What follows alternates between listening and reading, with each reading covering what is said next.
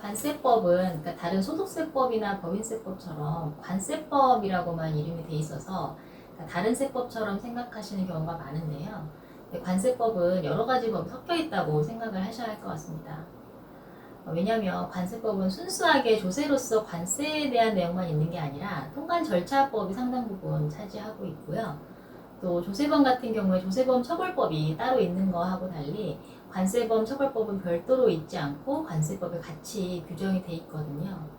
그러니까 관세법은 통관절차법, 관세실체법, 그리고 관세범 처벌법 이렇게 세 부분의 법으로 구성되어 있다고 이해를 하시는 게 좋을 것 같습니다. 자, 그 중에서 가장 중요한 수출입 통관 절차부터 설명을 드리려고 하고요. 자, 절차는 사실 경험해보지 않으면은 책을 보고 뭐 글로 이해하기가 굉장히 어렵습니다.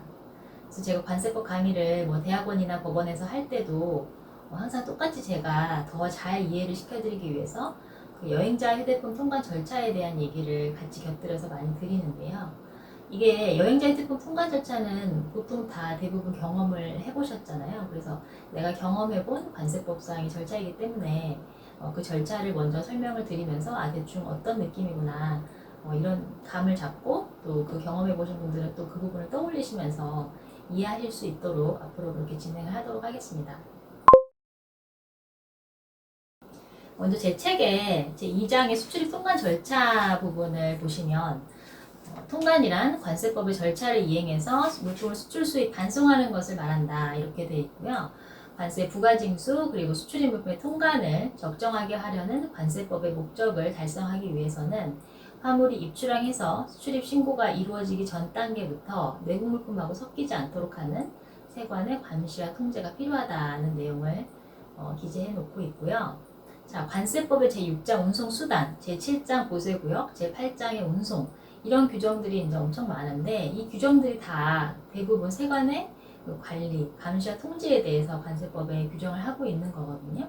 그래서 수출입 신고 전 단계 화물의 이제 입출항 단계부터 수출입업자나 운송업자에게 각종 의무를 지우고 있고요. 관세법에서. 또 이거에 대해 세관의 관리가 이루어지도록 하는 게 관세법의 큰 부분 중에 하나다. 이렇게 이해하시면 좋을 것 같습니다.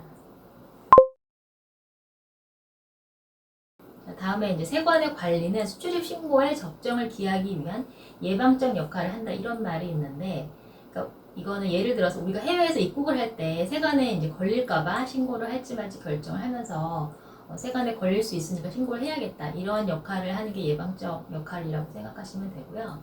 또 세관에서 관리를 하고 있기 때문에 관세 범칙 사건 적발에도 큰 기여를 하는데요. 그러니까 세관에서는 뭐 예를 들어서 선박이나 항공기에 선장이나 기장이 있을 거 아니에요? 그 선장이나 기장에게 우리나라에 들어오기 전에 입항하기 전에 어떤 물품이 그 배나 항공기에 실려 있는지 그 물품이 실려 있는 적재 화물 목록을 제출을 하도록 해요. 그래서 그 목록을 보고 세관에서는 모든 물품에 화물관리 번호를 부여를 해서 관리를 하고 있고요. 또 관리 대상 화물이라는 것을 별도로 선별을 해서 그 화물에 대해서는 특별한 감시와 통제를 합니다. 그러니까 이런 식으로 통관 단계에서 관세범을 적발할 수 있도록 관세법에서 이렇게 장치를 해두고 있는 거고요. 여행자의 경우에 이제 예를 들어보면 출국할 때 세관 신고 절차가 있잖아요. 그러니까 3층에서 귀금속 같은 거 신고하는 거 이제 보셨을 텐데 이게 이제 입국할 때 어떤 역할을 하거든요. 그 신고를 하는 이유가. 그러니까 입국할 때 세관 검사대에서 검사를 할 때 해외에서 이제 구입해서 수입하는 물품인지 아니면 국내에서 가지고 나가는 건지 구분이 안 되면 과세를 이제 할 수가 없잖아요. 그런데 출국할 때 이제 신고 제도를 둠으로써 가지고 나간 건지 해외에서 구입해서 가지고 이제 들어온 건지 그 구분이 되도록 해서 결과적으로 과세 대상인지 면세 대상인지 구분이 가능하게 되는 거고요. 그리고 이제 화물에 대해서는 적재 화물 목록을 제출하게 아까 했었잖아요. 근데 여객의 경우에도 여객 명부를 제출을 하게 합니다. 그래서 세관의 입장에서는 그 여객 명부를 통해서 여행자 정보 분석이 이제 가능하게 되는 거죠.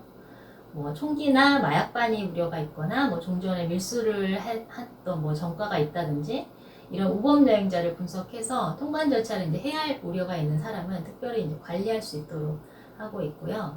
또 동승자를 파악을 해서 또 해외에서 구입한 물품을 나눠서 뭐 신고하지 않고 밀수를 하는지 확인할 수 있도록 하고 있고요.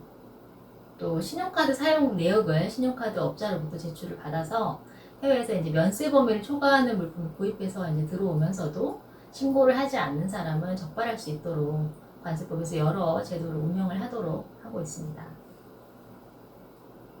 자, 이 모든 게 수출입 통관 그리고 관세 부과, 관세법의 목적인 두 가지를 적정하게 하기 위한 세간의 감시와 통제, 이런 관리에 대해서 관세법에서 세부적으로 정하고 있다라고 이해할 수 있고요. 그러니까 제 책에서는 이런 취지에서 관세 범칙 사건에 대한 이제 책이지만 그 이해를 위해서는 수출입 신고 절차뿐만 아니라 화물의 흐름 그리고 이거에 대한 세관의 관리에 대해서도 정확히 알아야 관세 범칙 사건도 제대로 이해할 수 있다. 그래서 통관의 적정을 기하기 위한 핵심적인 역할을 하는 보세구역 제도에 대해서 먼저 설명을 하고 있습니다.